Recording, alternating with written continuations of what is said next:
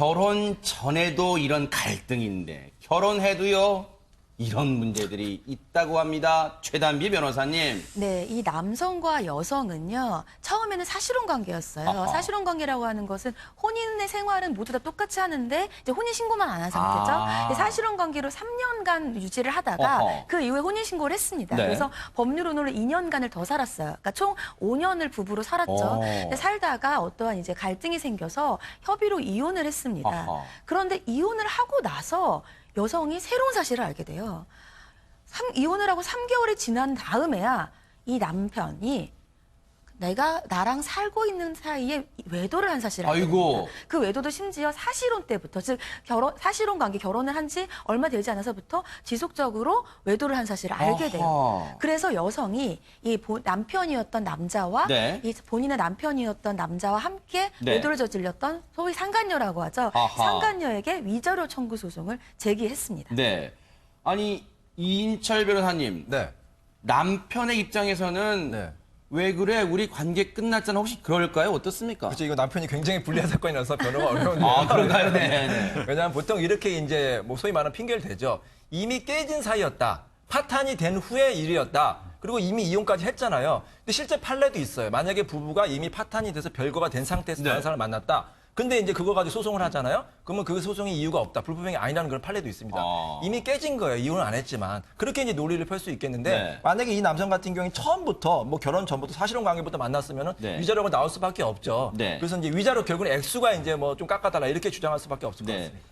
김동철 교수님 보실 때는 일단 이 아내분 입장에서는 제일 큰 게 배신감 그런 걸까요? 어떻습니까? 그렇죠. 보통 이제 외도에 대한 문제가 있으면 상대방에 대한 신뢰가 깨져 있는 거기 때문에 네. 배신감이 클 겁니다. 아하. 자, 근데 그 배신감이 문제가 돼서 상당히 갈등이 커지겠죠. 네. 그 이후에는 지금 이제 소송 위자료 청구를 한 것처럼 합리적 판단을 합니다. 아하. 자, 이제 끝났으니 네. 그리고 감정에 대한 부분들은 우리가 이렇게 힘들게 감정에 대한 부분들이 있었으니 네. 그 다음에는 합리적 선택을 해서 위자료 청구를 하는 게 아. 일반적이죠. 자, 네. 그런데 이렇게 위자료 청구를 해서 어떤 위자료를 받았다고 해서 심리적으로 안정이 될까?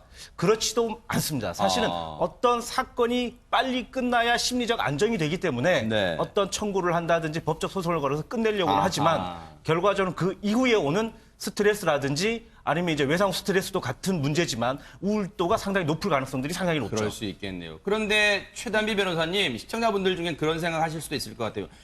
물론 남편이라는 사람이 정말 부정한 짓을 저지른 건 이 정말 분노가 치밀지만 지금 두 사람 헤어지지 않았냐? 근데 어떻게 위자료를 달라고 하지? 이렇게 생각하실 수도 있을 것 같습니다. 이제 남자 입장에서는 어떻게 얘기를 할 수가 있냐면 우리 이혼할 때 위자료 다 주지 않았냐. 아하. 그 위자료 안에 여기도 다 포함되어 있기 때문에 왜 끝난 얘기를 다시 하느냐 이렇게 아하. 주장을 할 수가 있어요. 근데 이거는 소송이 끝난 이후에 새로 알게 된 사실이에요. 아하. 그렇기 때문에 소송 당시에는 전제 조건이 되어 있는 사실관계가 아닌 겁니다. 그래서 새로 알게 된 사실에 대해서는 새로 소송을 할 수 있어요. 그래요? 그리고 이게 뭐 불륜이라고 하지만 이제 법상으로는 손해배상, 불법행위잖아요. 아. 불법행위에 대한 손해배상을 청구할 수가 있는데 이 기간이 있습니다. 근데 안 날로부터 3년, 아. 그리고 있은 날로부터 10년까지 청구할 수가 있어요. 기간이 정해져 있어요. 예, 그래서 이 여성분 같은 경우에는 이혼을 하고 나서 새롭게 알게 된 사실이고 그러면 3년 내에는 위자료, 즉 손해배상 청구 소송을 할 수가 있습니다. 네. 그래서 보통은 우리가 이혼을 네네. 하고 나서도 예를 들면 이혼을 했어요. 그래서 재산분할을 청구하고 했는데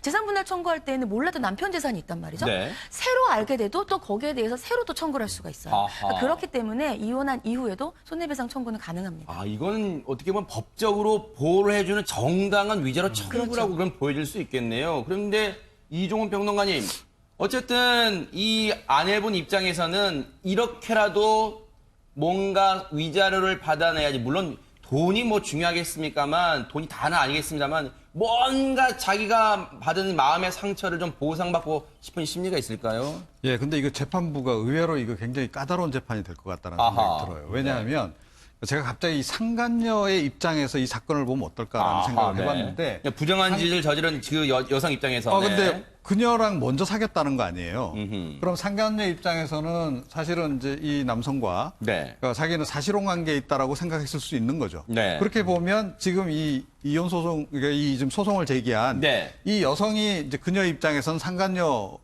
수 있는 거죠. 네, 그래서 네. 봤더니 혼인신고까지 했어. 네. 그 혼인신고 빨리 정리해. 네. 해서 정리를 했을 수도 있는 거 아닌가.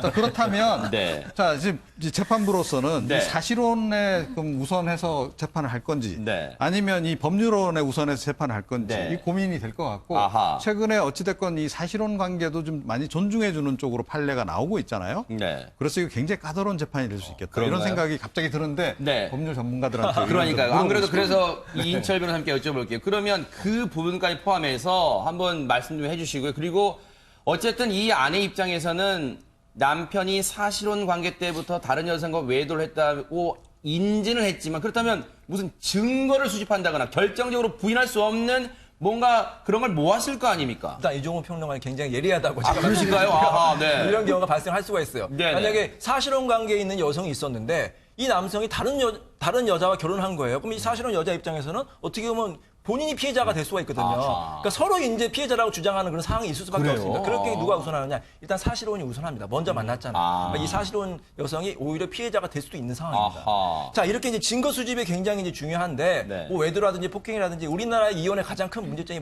뭔지 아세요? 뭘까요? 증거가 있어야지만 이혼이 됩니다. 그래요? 외국은 증거가 없어도 이혼이 돼요. 아하. 그래서 외국은요, 부부가 막 싸우다가 이혼하면 친구처럼 헤어지거든요. 네. 우리나라는 부부가 싸우다가 소송하면 원수처럼 헤어집니다. 왜냐하면 이 증거를 수집하는 과정에서 서로 치부를 드러내야 되고 또 서로를 공격해야 되기 때문에 굉장히 지저분하게 소송하고 또 소송이 2년, 3년 걸리거든요. 또 증거 수집 과정에서 또 불법적으로 증거 수집하는 경우도 있어요. 왜냐하면 네. 합법적으로 증거 수집이 어렵잖아요. 네. 심지어는 뭐 남편이 아내가 남편 차량에 몰래 위치 추적을 한다든지 뭐 아하. 흥신소를 시킨다든지 뭐 또 일부러 또 자해하는 경우도 굉장히 지저분한 경우가 많이 아이고. 있거든요. 우리나라의 이혼 소송 제도가 좀 바뀌어야 된다고 생각됩니다.